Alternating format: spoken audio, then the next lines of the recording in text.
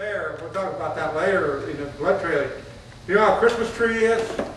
You're not going to find the blood on the end of the Christmas tree. You got to get on your hands and knees and crawl under that. And they said, ain't no way, Mealey, I'm not crawling under there. Gee, give me the light and put a headlight on, you know, this light. I'm going to talk about this equipment here. So, all right. You get on your hands and knees and you crawl in there where the bear went. Now it's dark, but it's supposed to be a dead bear. That's what they told me. And it was a big bear. So about after, and they're not buying this. They're not going to, you know, but they got their truck turned around so they wouldn't get lost. I mean, when that sun went down, they wanted out of that bush. Because believe you me, you know how dark it is. John Deere knows how dark it is in the bush. Yeah, you were from Minnesota.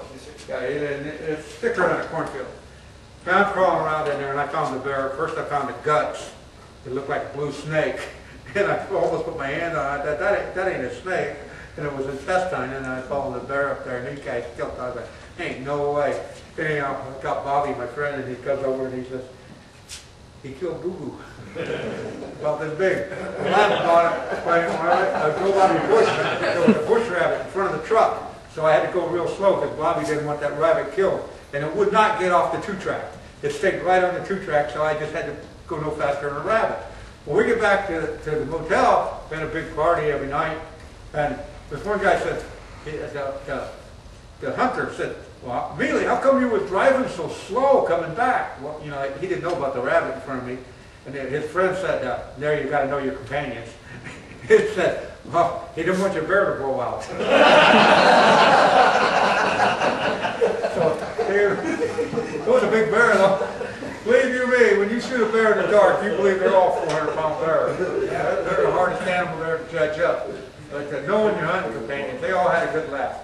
But that game tracker, that was invented by a guy in Wisconsin purposely for the black bear, because the black bear doesn't leave a very good blood trail. But, anyhow, okay. We know we covered this section here, being responsible, and what I'd like to do is go over, if you're going to be responsible, you know the game laws. Shut this off. You want to know your equipment. And I had a break. John, what was your first name? Jack. Jack. Jack asked me what this arrow. Anybody know what this arrow's for? Jason, I know you know. Anybody? Shooting birds. Who said that? Okay. This is called a snarl. And it's to shoot birds with. What's this kind of fletching called? Flu. Sometimes it's 4-fletch. What's that do? It slows it down, so when you shoot in the air, you know, you don't want to shoot an arrow straight up in the air for the obvious reason, because you don't know what's going to come down. But if you're bird hunting, and this new dove season, you guys may entertain doing that. You know, shooting bird, you know, that'd be pretty cool to shoot doves with it, but that's what it's for. It will not go very far, and obvious being orange like that, when it hits the ground, that's it. It's going to be laying on top of the ground. You're not going to be snaking under the ground. How far will an arrow go? How far will an arrow go? Say that at 90 degrees.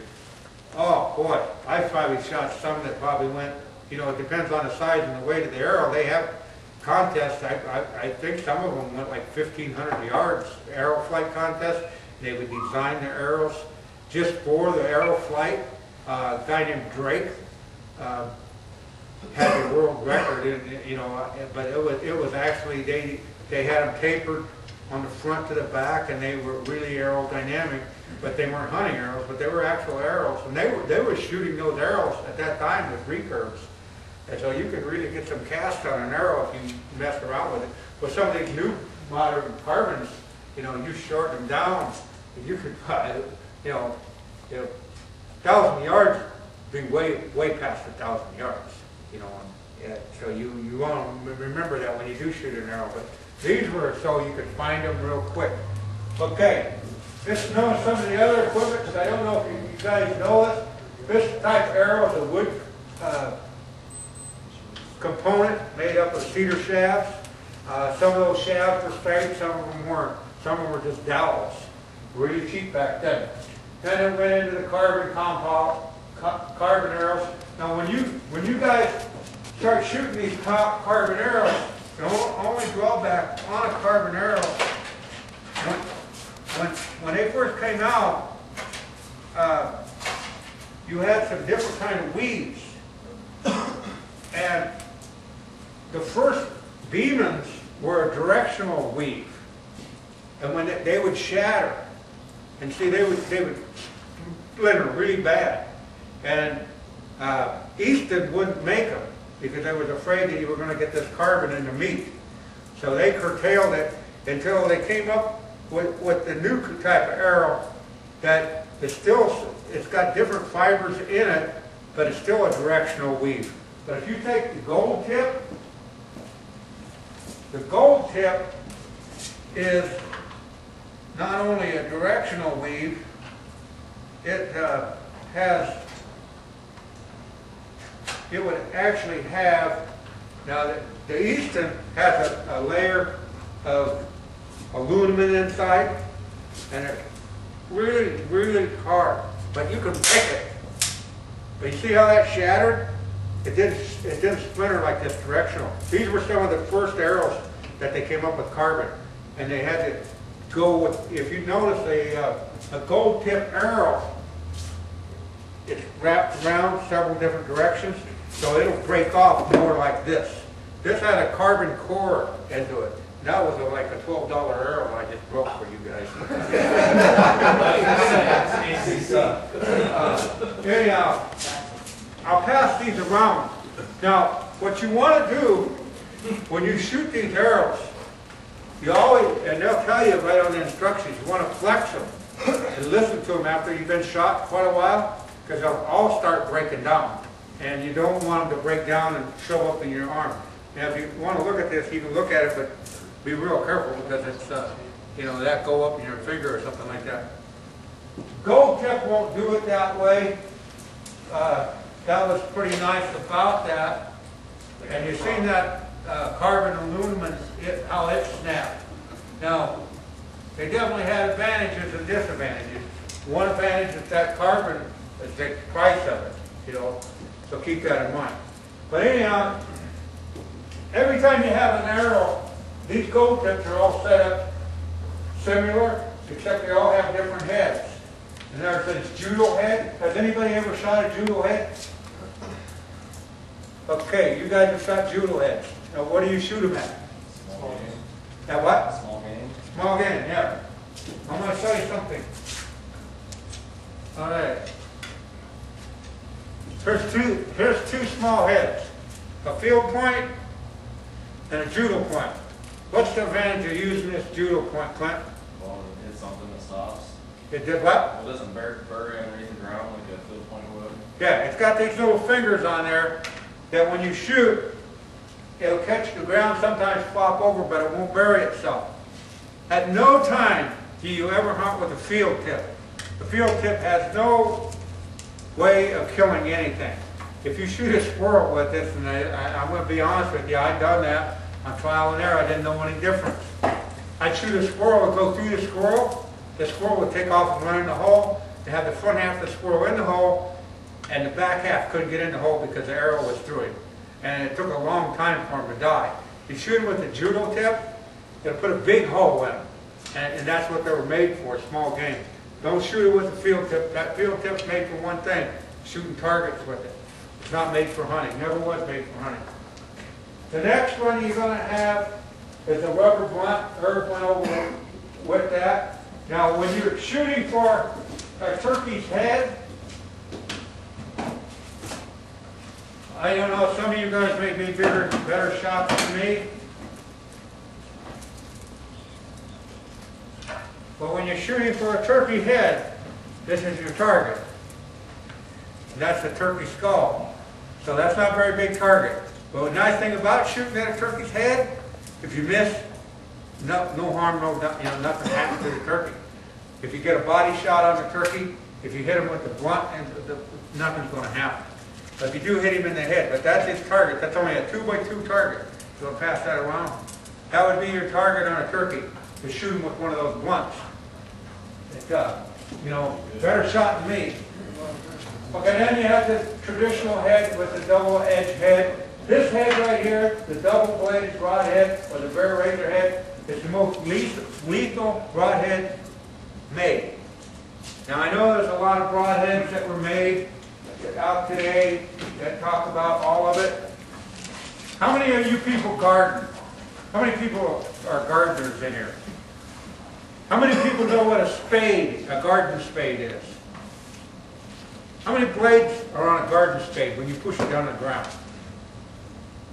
You got one blade, push it down the ground. What would that garden spade do if you put another blade on it and you tried to push it down on the ground in 4th of July? You just got that much more resistance.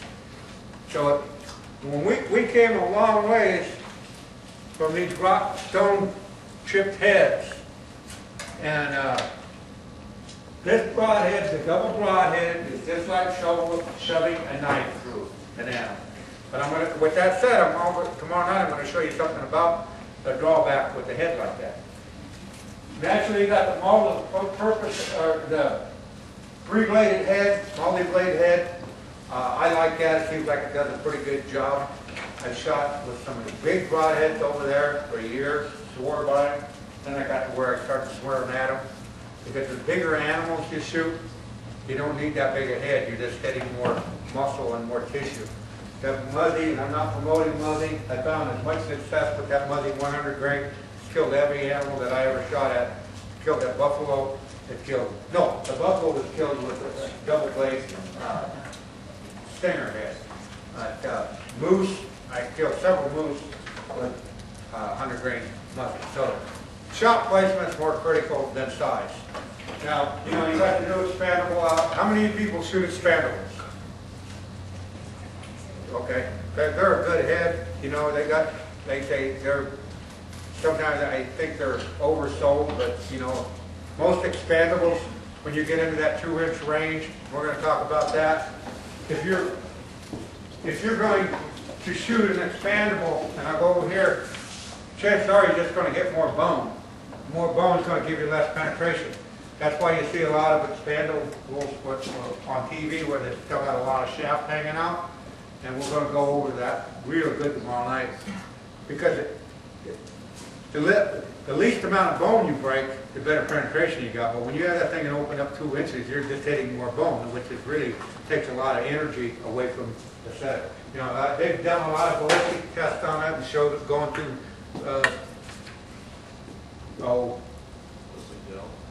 gel. Yeah, it's going through gel. That's cool. But it don't go through bone because now you got them fins out there. That's it. You know, if you take a two-bladed, just a knife and bury it to the hilt, that is as good as it's going to get. Any more blades on a knife is more, just think about it, is more friction that you're having to have that blade. So that takes more energy to get through.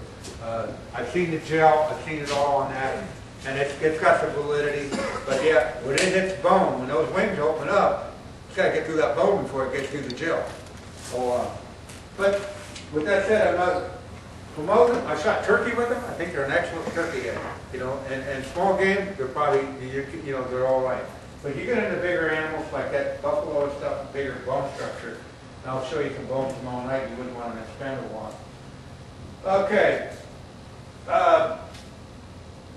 Tom, we'll go over to him. He's ready to go hunting. And he has his arm guard. What's this arm guard do? Two things it does. Joshua. Keeps your clothes tight to your arms, your string doesn't get Yeah, that's number one. Keep your clothes tight to your arm. Anybody else? What about when you ain't got clothes on? It keeps your hide on your arm. Now, if you're doing something that is hitting your arm, you're doing something wrong, you need to get a hold of somebody to get that corrected out. You got the wrong hand pressure on the bow because you shouldn't be hitting your arm. Recurve guys that'll have a chance to always have it, but it's always just nice. Never shoot, especially these high energy bows. Never shoot a high energy bow without an arm guard.